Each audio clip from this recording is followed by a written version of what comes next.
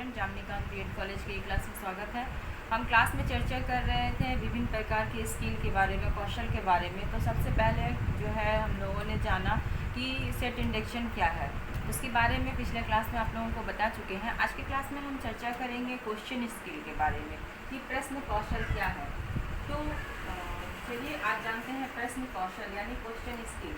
तो question skill क्या है? शिक्षक जो है वो छात्र से सही उत्तर निकलवाने के लिए कुछ खोजपूर्ण प्रश्नों की सहायता लेता है ताकि पूर्व ज्ञान से नवीन ज्ञान की ओर जाने में सहायता मिलता है।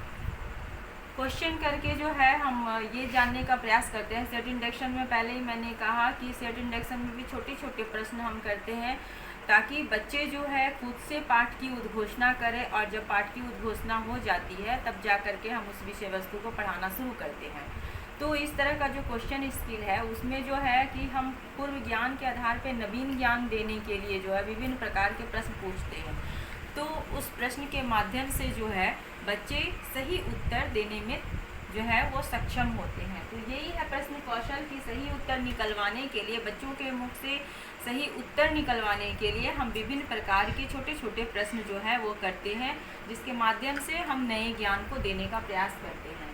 इस कौशल का तत्व क्या है, यानी प्रश्न कौशल के विभिन्न तत्व क्या है। सबसे पहले आता है अनुबोधन क्रिया। तो जानते हैं कि अनुबोधन क्रिया किसे कहते हैं, इसका उपयोग कब किया जाता है। इसका उपयोग तब किया जाता है जब छात्र उत्तर देने में हिचकिचाता है, या आधा उत्तर देकर रुक जाता है, या मुझे नहीं आता तो शिक्षक उसकी सहायता करके सरल प्रश्न पूछते हैं। यानी कि अनुबोधन क्रिया, अनुबोधन क्रिया में हम की क्या है, अनुबोधन क्रिया कब करते हैं हम क्वेश्चन स्किल में, इस क्रिया का उपयोग हम कैसे करते हैं। तो जब भी टीचर जो है वो कुछ प्रश्न पूछता है और स्टूडेंट उसका सही उत्तर नहीं देता है, हिचकिचाने लगता है, आता है नहीं भी आता है, तो इस प्रकार की परिस्थिति में जो है वो टीचर्स उसको सहायता करते हैं एकदम सरल सरल क्वेश्चन पूछ करके, ताकि वो सही से आंसर दे सके। तो यही है उसका अनुबोधन क्रिया। दूसरा आता है आपका कि अधिक सूचना प्राप्ति। अधिक सूचना प्राप्ति क्या है कि यदि छात्र का उत्तर अधूरा या गलत है तो अध्यापक क्या करते हैं, स्पष्टीकरण व्याख्या का सहारा लेकर उत्तर पूर्ण कराता है। जब भी क्लास में आप देखिए क्वेश्चन करते हैं और क्वेश्चन करने के बाद अगर छात्र आपका सही सही उत्तर नहीं दे पा रहा है, उत्तर के बहुत नज़दीक होते हुए भी वो क्लियर नहीं कर पाता, तो वैसी परिस्थिति में टीचर क्या करते हैं, एक एग्जाम्पल, 2 एग्जाम्पल, 3 एग्जाम्पल दे करके जो है अपने विषय वस्तु को स्पष्ट करते हैं अपनी व्याख्या के माध्यम से, ताकि स्टूडेंट को समझने में आसानी हो और फिर वो उसका सरल आंसर दे सके।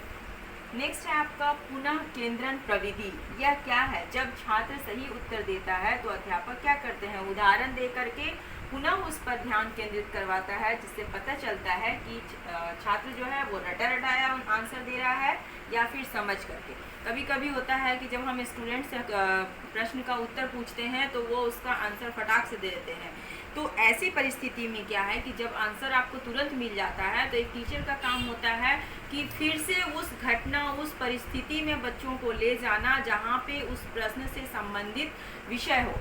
तो ये हो गया आपका पुनः केंद्रण, यानी उस विषय पर उन्हें फिर से केंद्रित करना और बच्चों को जो है दूसरा एग्जाम्पल दे करके उनके मुख से आंसर निकलवाना। इससे ये समझ में आता है कि अगर कोई बच्चा रटा रटाया आंसर दे रहा है तो फिर अगर उसको 2-3 एग्जाम्पल दे करके आप उसी आंसर के बारे में पूछिएगा तो वो नहीं बता पाएगा, और अगर वो समझ लिया है तब फिर आप उसको 2-4 कोई भी एग्जाम्पल दीजिए, आपको वो सटीक आंसर देगा। नेक्स्ट है आपका पुनः निर्देशन प्रविधि। यह क्या है? एक ही प्रश्न को कई छात्र के द्वारा पूछा जाना, ठीक है, यानी पुनः निर्देशन प्रविधि। इसका उपयोग हम प्रश्न कौशल में इसलिए करते हैं कि एक ही क्वेश्चन को हम कई छात्रों से पूछते हैं और प्रत्येक छात्र से जो है वह हमें कुछ न कुछ अलग आंसर मिलता है। तो इस टेक्निक का उपयोग इसलिए करते हैं ताकि क्लासरूम में जितने स्टूडेंट हैं उनकी सहभागिता बनी रहे, यानी स्टूडेंट पार्टिसिपेशन के कारण जो है हम इसका प्रयोग करते हैं। नेक्स्ट है आपका समीक्षात्मक अभिज्ञता वृद्धि। यह जो है आप देखते हैं कि क्वेश्चन क्या था, क्यों, कब, कैसे, किस प्रकार, इस प्रकार से हमारा क्वेश्चन बनता है। तो जैसे ही कोई प्रश्न पूछता है तो फिर उससे रिलेटेड और एक प्रश्न आता है, क्यों हुआ, कब हुआ, कैसे हुआ, किसने किया। तो यह जो है फिर से जिज्ञासा वाली बात होती है, और टीचर जो है जैसे जैसे उसकी जिज्ञासा को शांत करते करते जाते हैं तो स्टूडेंट को क्या होता है, उसको समझने में आसानी होती है। तो यही है आपका समीक्षात्मक अभिज्ञता प्रति। तो इसको तो हम लोग यहाँ तक जाने। नेक्स्ट हम लोग जो है ये जानेंगे कि प्रश्न कौशल जो है वो किस प्रकार से निम्न स्तर के प्रश्न कौशल होते हैं, माध्यमिक स्तर के होते हैं और उच्च स्तर के होते हैं। यानी सरल शब्दों में जब भी हम क्वेश्चन पूछें तो हमारा क्वेश्चन एकदम सरल और स्पष्ट होना चाहिए। छोटा प्रश्न पहले होना चाहिए, फिर मध्यम वर्ग का होना चाहिए और फिर हाई लेवल का। अगर हम अचानक से हाई लेवल का क्वेश्चन पूछेंगे तो बच्चे उसका सही आंसर नहीं देंगे। तो पूछने का एक टेक्निक भी होता है, उसमें हम लोगों को व्याकरण की भी जो